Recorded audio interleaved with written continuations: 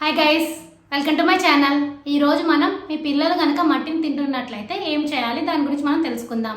One small reminder, ఏ పాయింట్లో అయినా ఈ ఇన్ఫర్మేషన్ మీకు వాల్యుబుల్గా అనిపిస్తే నా ఛానల్ తప్పకుండా సబ్స్క్రైబ్ చేసుకోండి, అలానే లైక్ చేయండి. అప్పుడు ఎక్కువ మందికి ఈ ఇన్ఫర్మేషన్ అనేది రీచ్ అవుతుంది. మీ ఫ్రెండ్స్ అండ్ ఫ్యామిలీకి షేర్ చేయండి, వాళ్ళు హెల్తీ ఇన్ఫర్మేషన్ తెలుసుకుంటారు. ఇంకా లేట్ ఎందుకు మన టాపిక్లో వెళ్ళిపోదాం.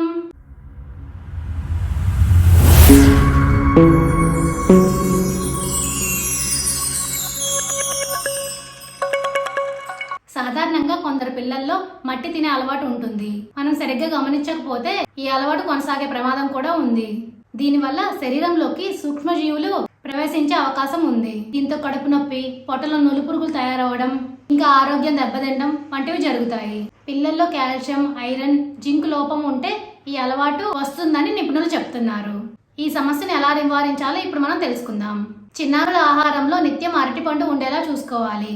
ఇందులో అన్ని రకాల పోషకాలు సమృద్ధిగా లభిస్తాయి.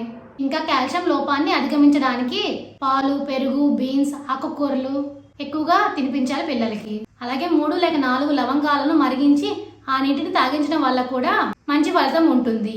ఒకవేళ సమస్య తీవ్రత కనుక ఎక్కువగా ఉంటే డాక్టర్ని సంప్రదించి తగిన జాగ్రత్తలు తీసుకోవాలి.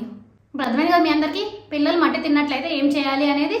For more videos please like, share, subscribe my channel. Thank you for watching my video.